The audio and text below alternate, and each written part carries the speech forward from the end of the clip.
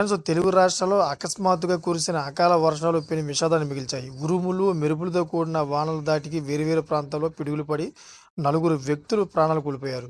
మృతుల్లో తెలంగాణలోని వనపర్తి జిల్లా మేడిపల్లికి చెందిన మిరప రైతు రాములు, అదేవిధంగా ఏపీలోని బాపట్ల జిల్లా రాచూరుకు చెందిన కౌలు రైతు వనజ, పల్నాడు జిల్లా కొత్త నాగిరెడ్డిపల్లికి చెందిన కూలి సుబ్బరత్తమ్మ, అదేవిధంగా గుంటూరు జిల్లా తూలూరుకు చెందిన ప్రైవేటు ఉద్యోగి కె. శ్రీనివాసరావు ఉన్నారన్నమాట. ఈ ప్రకృతి వైపరీత్యం మూగజీవాల పాలిట కూడా శాపంగా మారింది. వికారాబాద్ జిల్లాలో పిడుగుపాటుకు గురై ఒకే చోట సుమారు 300 మేకలు మృత్యువాత పడడం తీవ్ర కలకలం రేపిందన్నమాట. పంట విషయానికి వస్తే పలు చోట్ల కురిసిన వడగళ్ల వాన రైతులకు కోలుకొని దెబ్బతీసింది. రంగారెడ్డి జిల్లాలోని చెవెళ్ల, షాద్‌నగర్, ఇబ్రహీంపట్నం వంటి ప్రాంతాల్లో మొక్కజొన్న పంట పూర్తిగా నెలకొరిగింది.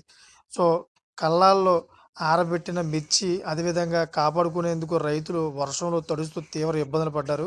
ఉమ్మడి ఖమ్మం జిల్లాలో ఎదురుగాలుల దాటికి ఇళ్ల పైపులు ఎగిరిపోయకుండామే కాకుండా విద్యుత్ సరఫరాకు తీవ్ర అంతరం ఏర్పడింది. గత 24 గంటల్లో కొమురం భీం, ఆసిఫాబాద్ జిల్లా, అదేవిధంగా దామోదగావ్ ఆతిథ్యంలో 5.7 సెంటీమీటర్ల వర్షపాతం నమోదైందని అధికారులు వెల్లడించారు. సో, ఏది ఏమైనా గానీ ఆంధ్ర, తెలంగాణలోని రాబోయే 2 రోజుల్లో విపరీతమైన వర్షాలు కురిసే అవకాశం ఉంటుందని వాతావరణ శాఖ అయితే హెచ్చరిస్తా ఉంది. అదేవిధంగా ఒక 2, 3 జిల్లాల్లో కూడా ఇంకెక్కువ పడే అవకాశం ఉందని చెప్తా ఉంది. సో, తగు జాగ్రత్తలు తీసుకోవాలని చెప్తా ఉన్నాం. చూసారు ఫ్రెండ్స్, లేటెస్ట్ ఇన్ఫర్మేషన్ కోసం నా ఛానల్ సబ్స్క్రైబ్ చేసుకోండి. Thank for watching friends.